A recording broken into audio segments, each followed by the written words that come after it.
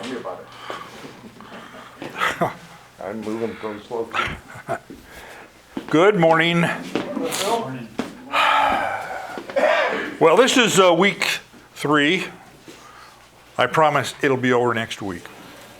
And for information, anybody who missed week 1 and or 2, I do have some copies of the slides if you want to let me know afterwards, and I can give you that. Okay, so we're still talking about the Jewish diasporas, and we're really this week getting to the heavy-duty movement of Jews. We kind of set the stage for it all up to last week. This week we will cover this period up to the beginning of, or not the beginning, in the middle of the Inquisition. And then next week we'll hit from the Inquisition to today. And got a lot of material. What's that? You want to tell us what the Inquisition is? Again? Oh, no. Yeah, I will tell you what the Inquisition is when we get to it, okay? Do you want to know in advance? What? Do you want to know in advance, or we'll get to it, though? Oh, okay. Yeah, if it doesn't answer the question, let me know, Ruth. Okay, so this is stuff we covered up to today, last week. We covered the pre-Roman Jewish diasporas. We talked about, the nation of Israel, the Assyrians, the Babylonians, the Medo-Persians, the Macedonians, or the Hellenistic period, the Hasmoneans, the Maccabees, and then the early Roman Empire. Today, we're going to kind of cover the rest of the Roman, what happened during the end of the middle to the end of the Roman Empire. We'll talk a little bit about, we'll be talking about some other empires like the Byzantines and the Islamic Empire, but only just to put it in perspective, because I really want to focus today, all of this stuff is focusing on what was happening with the Jews. So when the Byzantine Empire came into existence, it's important historically, but it is not as impactful on the Jews as the Islamic Empire in the beginning isn't, but when we get into it, absolutely, it's very important to the Jewish thing. Then we'll start in the Inquisition at the Spanish Inquisition, and the Inquisition starts a couple hundred years before that, and we'll talk about that, before the Spanish Inquisition. The Inquisition lasted 500 years, a long time. So, and then next week we'll talk about the Ottomans, the British, and what happened with the Jewish state and the Jews since then. So, we just did a quick review. This was that thing to put everything kind of into perspective. We've covered this already. I added to this chart just to show you that this Byzantine Empire starts over here on this 2,000-year timeline, and the Islamic Empire starts here. Both of these go out. I need to extend this another 1,000 years to talk about other things in the future. Okay, so did anybody have any question about anything we talked about up through last week?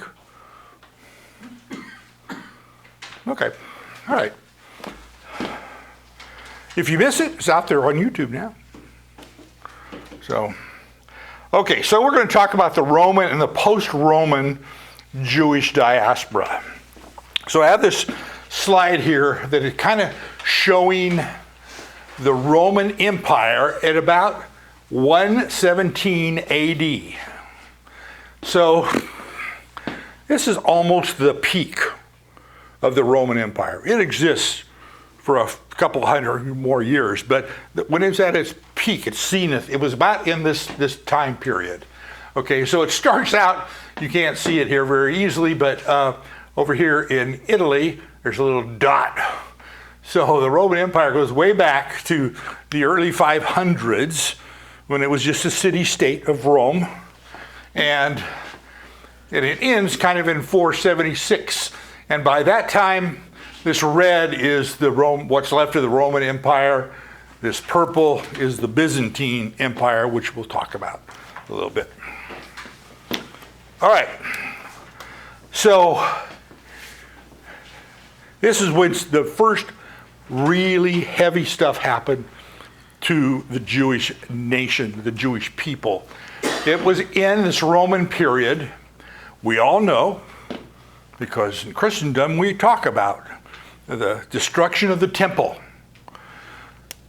The destruction of the temple was the culmination of the first revolt, significant revolt, that the Jewish people had with the Romans. So between 66 AD and 70, the Jewish people are revolting against the Romans. The Romans bring in tens of thousands of troops into Israel to quelch these revolts. Way overdid it. Didn't need that many people, but they did. So we had the situation where this first revolt happens, the Roman War, and as a result of these things, so we have the first one, then we had a second smaller revolt in 115 to 117, and then the biggie, the final one, 132 to 136. Now, when we talk about history and the Jewish people and stuff, everything we talk about the destruction of the temple. And the Jewish people, including Christians, people are Christians at this time, because they're just part of the Jewish religion, are fighting with the Romans to get them out of there. So in 136, 135 and 136 is when they really squashed the Jewish people. As a result of that, tens of thousands are killed, tens of thousands are enslaved. It's estimated that maybe 100,000 were enslaved and moved out of Israel proper. They were moved out. Others fled, others left voluntarily, but the majority of them moved up into this area and all the way into what is now Spain, or the Iberian Peninsula, which will be a big focus of today, what happened in the Iberian Peninsula. So massive, the Jews were left. There's still some Jews here. There basically are no Jews left in Jerusalem at this time. I mean, they got rid of the Jews, okay? So there's still Jewish people in the land of Israel, but they've moved them out, okay? So it was a very, like I said, they destroyed a lot of people. It was kind of the collapse of the Jewish elite. The Sadducees, the Essenes, we talked about them, they went away at this time. The Pharisees survive. But the Sadducees, the Essenes, other cults, or other factions of the Jewish religion, they're done away with. And at this time is really kind of the beginning of the rabbinic Judaism. It really starts a couple hundred years after that. But if you think about it, they got rid of everything else. All we have left is the Pharisees. The rabbinic Judaism kind of starts to appear at this time. Okay, so the Pharisees end up both becoming the rabbinic rule. Interesting to me, Brother Phil, What? is, I think it's Galatians 4 where it says, in the fullness of time, God sent forth his son made of a woman. Speaking of Christ, of course. Yeah. And that was the absolute perfect time, historically speaking, for Jesus to appear in Jerusalem, because as you said, just a few hundred years later, they're gone completely. Yep. And a few hundred years before, they're getting back from all their captivities that were in the latter part of the Old Testament. So it was the perfect time.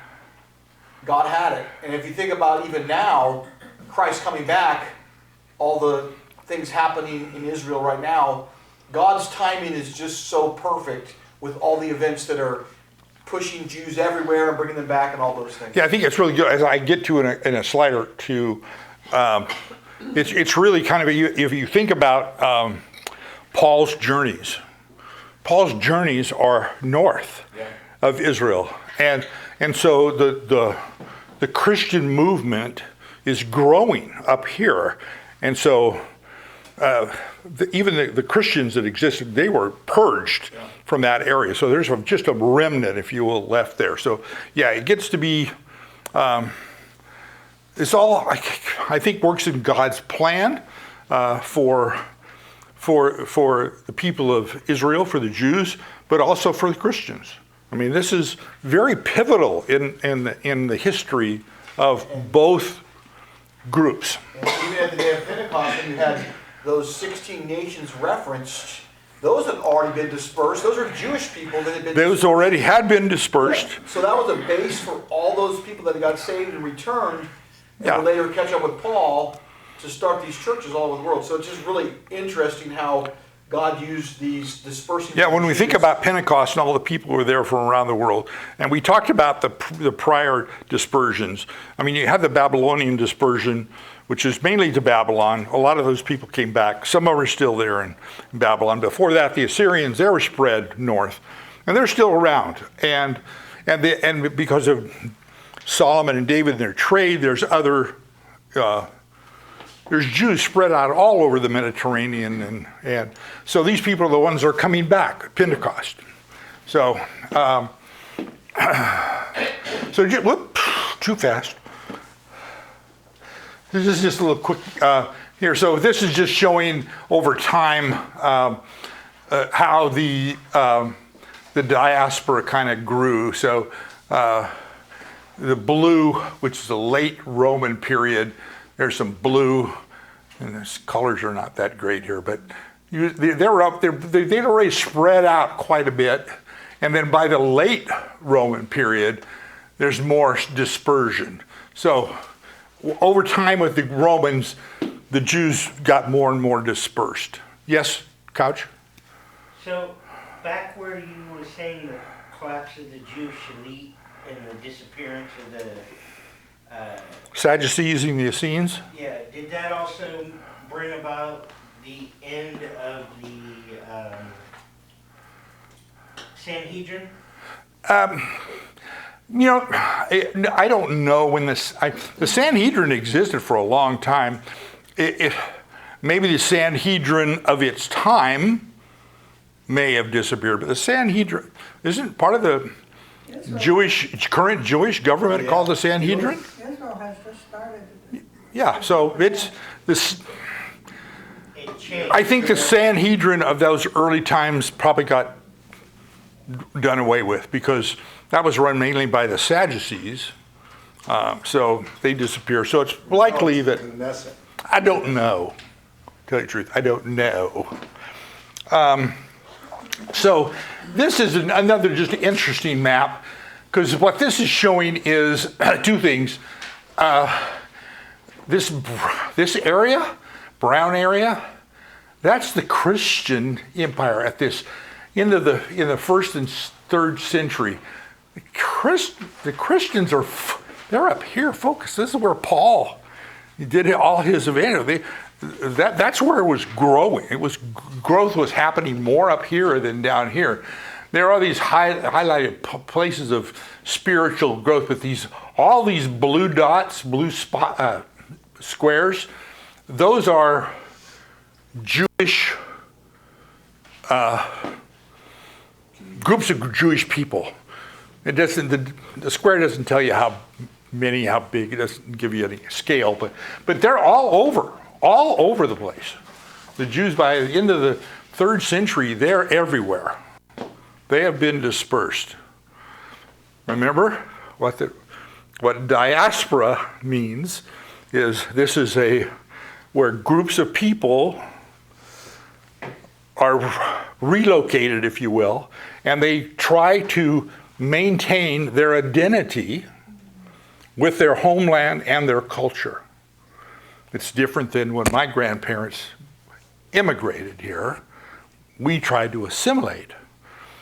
The Jews tried to maintain their culture and their affinity back to their homeland. Don't you think that's also why they're still a Jewish, I mean, it's obviously God's hand. Well, it's definitely God's hand, and we'll talk about how they've accomplished that. If they fully assimilated, they wouldn't be. That's right. So it becomes a main part of their plan. So we're going to get into that kind of right now, I think. So some things that were happening here in the 2nd through the 7th century. So we're covering a lot of time here, but so we talked about the earliest synagogues that we can know about go back to maybe the 2nd century BC. But the growth of synagogues really happens here later after the 2nd century. Then the synagogues become the center of the Jewish community and the Jewish people. So synagogues spring up all over the place, all over the world. In fact, the first synagogue in the United States goes back to 1765 in New York. And so they were springing up anywhere where there are groups of Jews. They created synagogues. Did they travel back to Jerusalem for any reason? If there's no temple, there wouldn't be a reason to do that. That practice seemed to go. Yeah. Maybe that's why the synagogues grew also, because Yeah, it was not that. they needed a central place to meet. So it was very deliberate. So we talked about the Jewish books, the Torah. What is the Torah? First 5 books of the Bible, sometimes called the Pentateuch, sometimes called the books of Moses.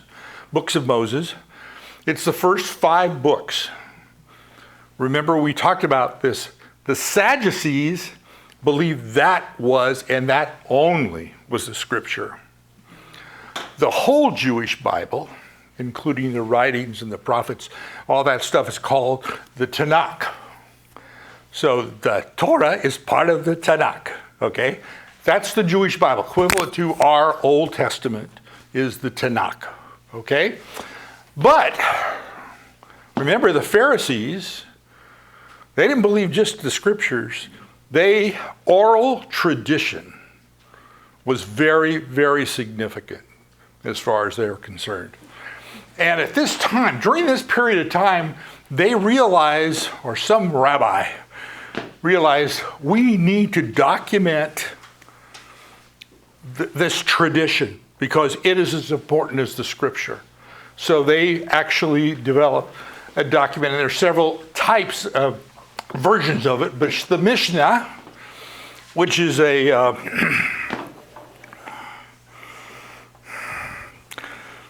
I would say it's almost a question and answer, but it's divided up into 6 sections, and they document all of the Jewish.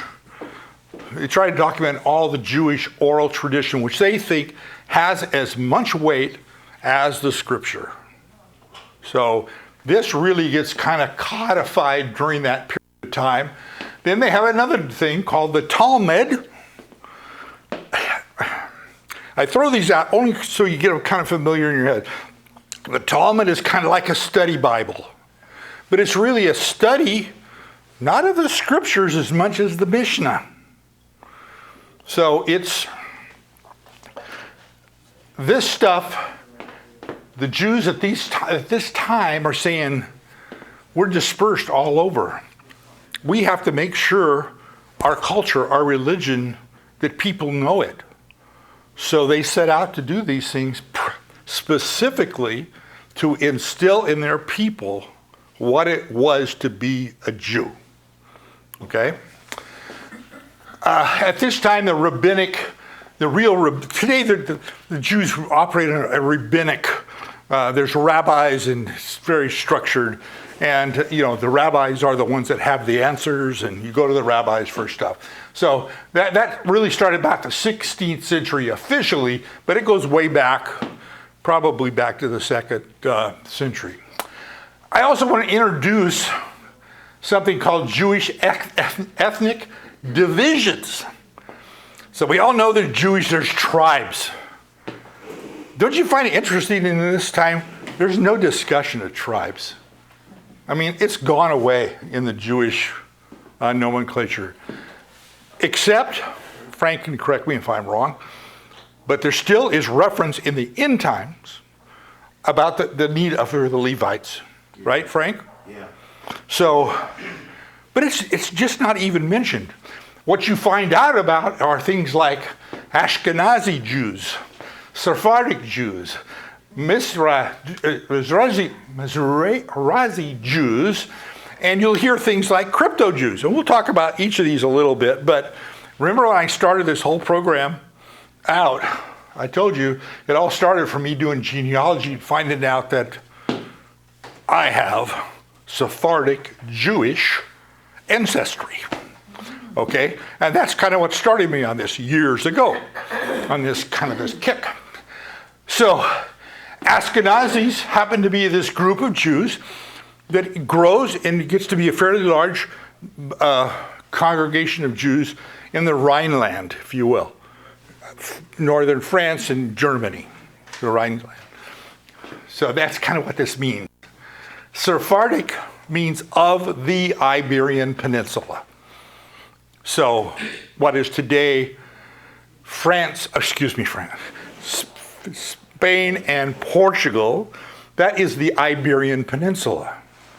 So Sephardic Jews are Jews that spent a lot of time and they grew in that area.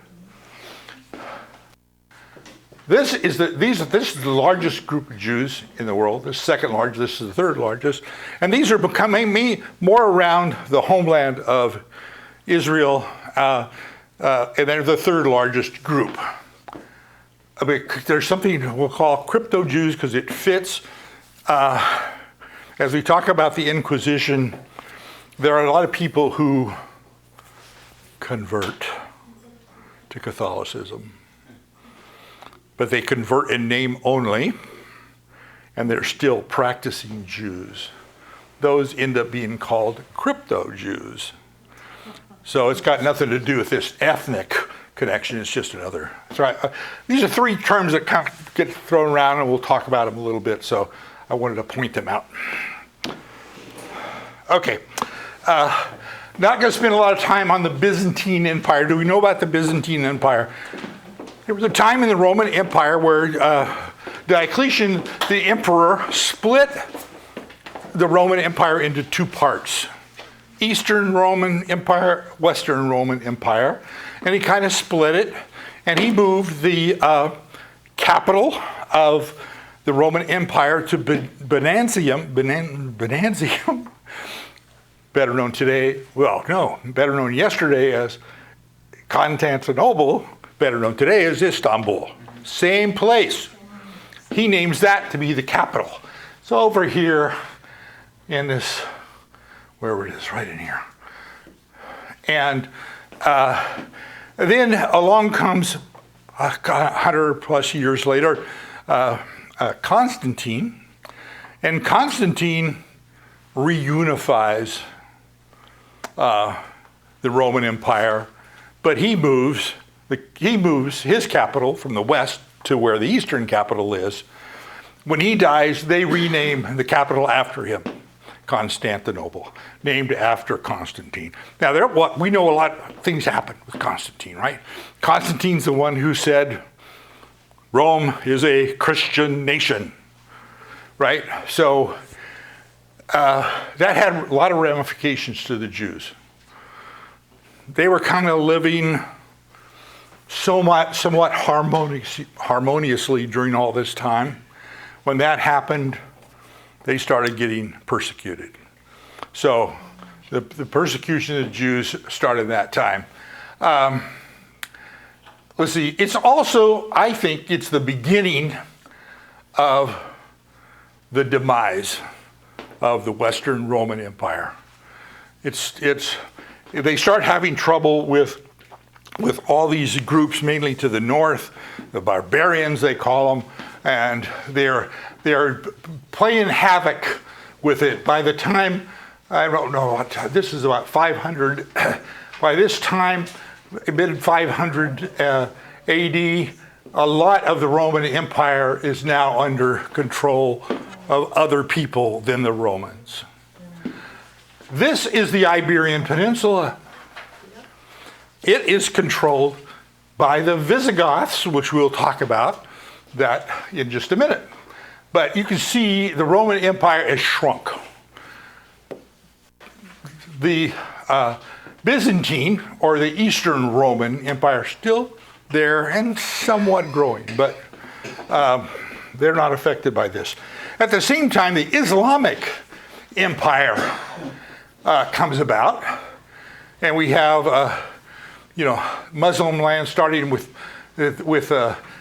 Muhammad, and it gradually grows. The Islamic Empire grows and grows over time. As you can see by this map, it's growing. And you'll see here, by the 7th century, they have control of this Iberian Peninsula. So things are just changing. Now, we are kind of going at fast speed here. We're talking centuries, but by the 7th century, by the 5th century, this was controlled by people other than the Romans. By the 7th century, it's now controlled by the Muslims, the Islamic nation. Okay, so just to say, the Crusades are going on at this time too. I don't want to get into the Crusades, but you need to know this is about when it's happening. 1000 AD. The Crusades are going on. The Crusades were a series of religious wars, generally supported and sometimes directed by the Catholics, and it was against non-Christians, including Jews. Primarily, it kind of started because the Muslims had taken over Jerusalem and weren't allowing Christians to even go there to pilgrimage. And so it kind of ticked them off, and it started. And so there was basically 4 campaigns that it lasts over 300 years of the Crusades. And a lot of times these Crusades would be going from somewhere here in Europe down here to Jerusalem to take on and sometimes along the way they would run into groups of Jews and say, why do we have to? We don't have to go all the way to Rome. To Jerusalem to get rid of some of these Jews. So they would heavily persecute the Jews along the way also. So from the Jewish, remember, I'm looking at these things from a Jewish historical perspective. They actually, during the Crusade, during this early period, they were actually on the side of the Islamists. They were allies, if you will, but they were taking the brunt of it also. So the Inquisition. So the Inquisition is a judicial procedure that says, set up by the Catholics, and they basically are going to investigate cases of heresy, witchcraft, all kinds of things, blasphemy, apostasy, but it's kind of a framework for taking on these things. So in different times, in different places, they morph into different things. The witchcraft trials in the United States is really a part of the Inquisition. So back in the 1700s. All right, so this is happening, and this I want to lead into now back to the Iberian Peninsula. So I don't know if it answered your question, Ruth, but the Inquisition is really a judicial process where the Catholic Church sanctioned this, and you can set up this judicial process to take on something like witchcraft. Is this when the Queen of Spain? Yeah, we'll get to that. We'll get to the Spanish Inquisition, which is a part of the Inquisition. So I'll be getting on that next. So the Spanish Inquisition, so the Inquisition went on for these like 5 centuries. And the Spanish Inquisition takes place in the late 14th century into the 18th century. This would be time during a lot of the martyrs as well, from Fox's Book of Martyrs. Yes. Because the Catholic Church was oppressing non-Catholic. Yes, all over. Catholics and Protestants. But even The Inquisition was just a title to cover lots of things they were doing. If you think about the word Protestant, though, that really didn't come about till the Martin Luther time. So the pre-Protestant believers, who would be our heritage and lineage, like Savonarola, Huss, Tyndale, those guys were all biblicists. They wanted the people to have the Bible, whereas the Catholic Church was wanting to keep the Bible from the people. Well, Do they consider that apostasy or and heresy? Heresy. Tyndale, Huss, Savonarola Yep. were burned at the stake for wanting people to be able to read the Bible on their own. Whereas So- the Catholic Church wanted the church to interpret it for the... So there's a lot of flavors of the Inquisition over history, but we'll now talk about the Iberian Peninsula. So the Iberian Peninsula was where the Spanish Inquisition happened. Before the Inquisition happened, they were part of the Roman Empire I talked about. There was an early group called the Alans. They took over, followed by the Vandals, and finally the Visigoths. So these are all barbarian nations, some coming from North Africa up, some coming from as far away as Sweden, and taking control of that area. The Visigoths controlled it for quite a period of time, and the Visigoths were Christians. They were Christians, but they were Arians. So we know what Arians are? So Arians are the type of Christians who didn't believe in the Trinity. Okay, they didn't believe in the Trinity. This was a big conversation, I think, at the Council of Nicaea when it was decided no. Anyway, so but they end up in this period converting from Arianism to Catholicism. So there's all these changes going on. But during this time, there's still this is a major concentration of Jews in the Iberian Peninsula. The Jews get along well. In fact, there are some people that call some of this period of time in here the Golden Age, because there was so much cooperation. Jews moved up in stature. For example, as we move on here, and eventually in 711, the Islamic hordes come up through here, and they gradually take over the Iberian Peninsula. The Golden Age of the Jews takes place, which is they are prospering, they're getting along well. The Islamists love them because they have administrative skills, and the Muslim armies aren't that numerous. And so as they conquered areas, they needed people to administer things, and the Jews fit into that, and they did really well, okay? But we have something called Reconquista, which is where the Christians are gradually taking back the Iberian Peninsula. So it starts in this area here, and gradually over time, the Christians drive out the Muslims. And also during that time, Portugal is formed as its own nation in 1200 and some. So you see, this whole area changed so much during this period of time. So we have Spanish Inquisition, which was started by King Ferdinand and Isabella in 1492. Columbus sailed the ocean blue. A lot of things happened in 1492.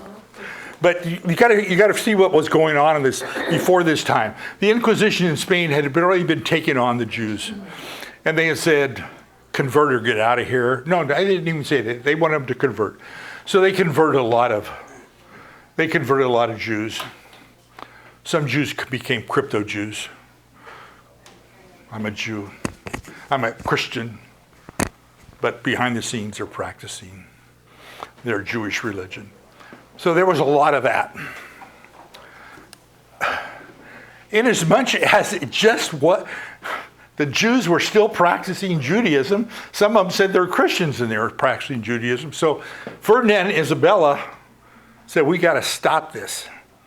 So their version of the Inquisition was not aimed at the Jews, but the crypto Jews.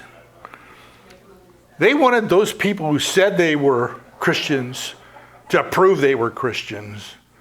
And if you were still sending your kids to Jewish schools and you were still going to the Jewish delicatessen and you're doing all these Jewish things, they wanted we got to stop this, because they thought over time Judaism would kind of put it out, and it wasn't. So they would actually after this group of people. So the Jews that were Jews were still there. They were okay. So it's so in 1492 it really became convert, leave or die with Ferdinand and Isabella. Well, in 1497 is the Portuguese version of the Inquisition. The interesting thing about the Portuguese Inquisition, so these people who were leaving Spain, lots of them just went across the border into Portugal. Just go west into Portugal. So about this time, I can't remember which Portuguese king, maybe Manuel the First or Manuel the Second.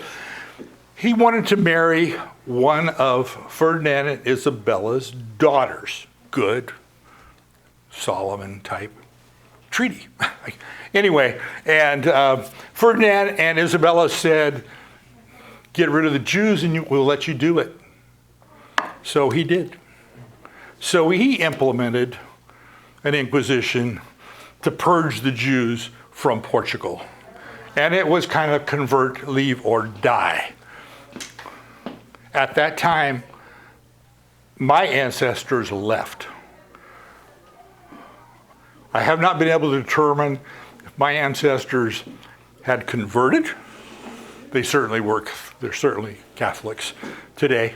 But I don't know if they converted or what. I don't know if they were crypto. I have no idea. Still trying to figure that out. But so that's going on there. So last here. So at this time, because this is going to lead into our discussion next week. So at this time, we have Jewish populations that are going from one place to another. The ones in red, it's a little hard to see. The ones in red are places that the Jews ended up going to. Amsterdam, England, down here in North Africa, back in the Ottoman Empire, especially into Israel, Egypt. They spread. So they left these places. They left in droves and spread out even more. Next week, we'll talk about how much more they spread to get to today. Does anybody have any questions? It shows me God's hand on his people is pretty incredible. Yes, it is. Absolutely incredible. Hey, anybody need a copy of last week or the prior week? The interesting thing too is 1492, that's when Columbus sailed the ocean blue. I have many stories about Columbus, but I didn't have time to go into it. There's a lot of tie to Columbus in this area. Yeah. Columbus, of course, was Italian, but he flew under the Spanish flag. How many voyages did Columbus make? See if anybody knows their history. 4. 4. And anyway, we all know he didn't make it to India. He never even made it to the American mainland. He only made it to Caribbean islands, where he came across indigenous people. The first group very, very friendly and good to him. The second group, cannibals. Anyway, it's very interesting. His second voyage, which was huge, there probably were quite a few Jews on that voyage with them. But anyway, How old did Columbus live? How did he die? You know? He drowned. I read somewhere how he died. Frank may be right. He's always right. How old he was. Frank's always right. Because that takes a number of years to prepare and everything for each journey, you know? So, Yeah, there's a whole interesting backstory, but it's doesn't have direct in.